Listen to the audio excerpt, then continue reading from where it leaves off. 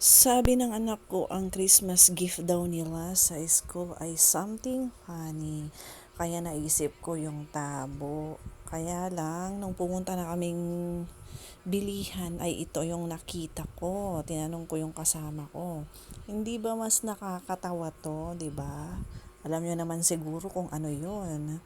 Oh, nilagyan para natin ng pampaswerte sa loob. 'Di ba? Yung mga iba ginagamit nila yan lagayan ng barya o pinagbentahan sa tindahan. O, 'di ba pampaswerteng pampaswerte? Pag yan nga naman yung nabuksan mo sa school, sa gift mo, 'di ba? Nakakatawa, 'di ba? Ako nga natawa eh nung pinakita ko nga sa anak ko, 'di ba? Natawa siya. Oh, something funny talaga, 'di ba? Kaya ayan, binabalot na natin. Siyempre yung hindi halata. O, binalot ko pa yan ng paper bag sa loob para pagbukas hindi pa rin siya halata, 'di ba? Kaya ibabox natin 'yan para hindi talaga malaman kung ano yung nasa loob o kahit i-shake-shake mo pa 'yan. O, 'di ba? Pagbukas, wow.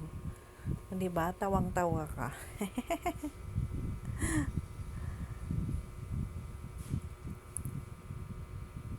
Yung mga nagtitindahan dyan, alam na alam din nila yan.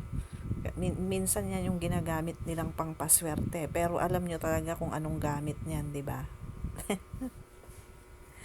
Malapit na tayong matapos mag-gift wrap.